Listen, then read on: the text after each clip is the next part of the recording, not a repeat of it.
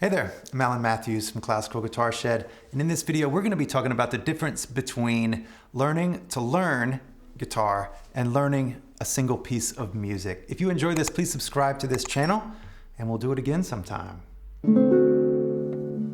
When we are learning classical guitar, when we're studying guitar pieces, it can be very tempting to want to play the next piece. We want to learn a new piece, we want to then jump to the next piece and jump to the next piece, and that's great. Pieces are wonderful. It's especially, there's this puppy love at the beginning of a new project. It's so exciting, and then we get into it, we do it for a while, and then we go to the next one. Maybe we'll get it up to performance standards, maybe we won't, whatever it happens.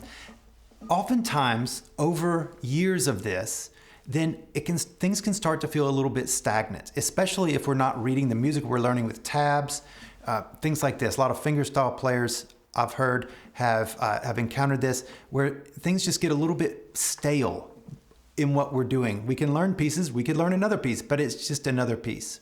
So it's good to then take a step back and look at what we're doing here. And so first off, a single piece is just a single step in a long process of playing the guitar over a lifetime, however many years that happens to be. If you're starting at 90, it's going to be a shorter overall duration on guitar than if you're starting at a younger age, but still, we have what we have.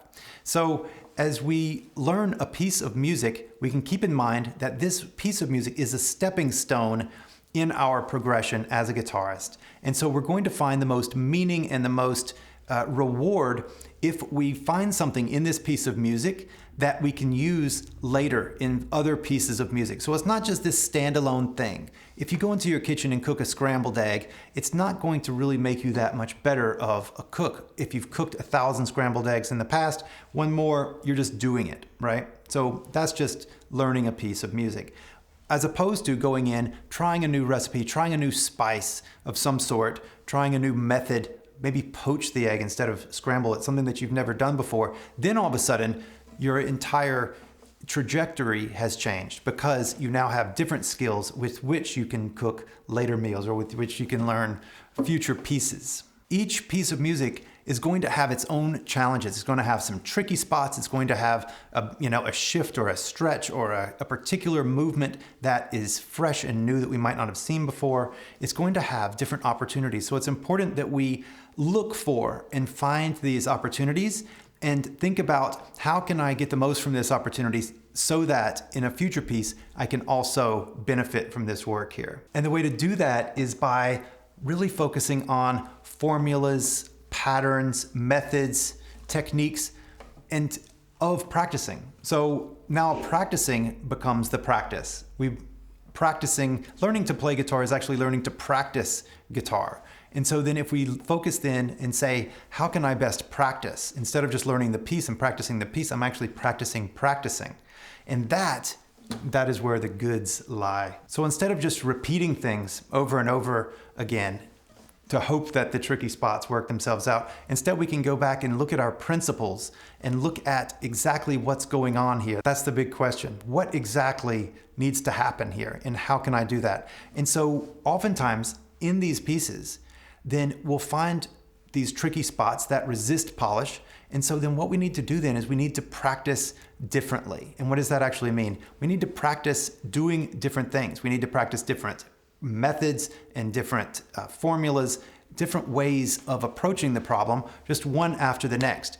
And then by the time we do that, then something has happened in our mind and we just understand it in a different way and things tend to clean up. Sometimes it's obvious what fixes the problem, other times it's not. But it's oftentimes the fact that we have tried different things and experimented and failed that go together to make up the success. So, as an example, if we have a particular thing that is not working for us. Ooh, that's sloppy. What am I going to do about that? Then we can do things such as play just the right hand by itself. We can play the left hand by itself and look exactly what needs to do that. We can do anything. We can look at the rhythm and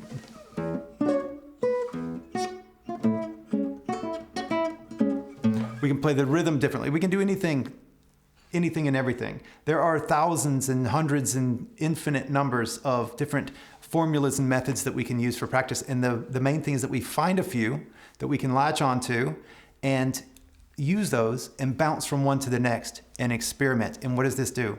It enables us to learn how to practice and learn how to learn instead of just figuring out the piece. So practice methods they're gold. They're the arrows in our quiver. And so the more that we can develop these, the more that we can work on developing our formulas and our principles, the better that we'll be overall over time. A big part of learning is discovering. So we need to try new things so that we can discover new things. We need to explore. We need to do things differently than we did in the last piece. And also, if we're choosing a new piece of music, we can look for things that are different than pieces that we've played before. It could be in the range of the guitar that we're using. It could be the speed, or it could be the chords that it uses, the complexity or not complexity, the space within the piece, if it's a slow piece. Anything that we can do, we can look for new ways and new avenues of exploration within new pieces of music. So that way we're constantly moving forward. We're not just learning a piece of music, we're actually having a solid stepping stone within our lifelong path of learning the guitar. So I hope this has helped give you something to think about within your practice. But the main point is keep doing something different and keep growing and keep learning new things to learn within your practice. All right, have fun. Please subscribe to this channel. Click the bell for the notifications. We'll do it again sometime. Bye-bye.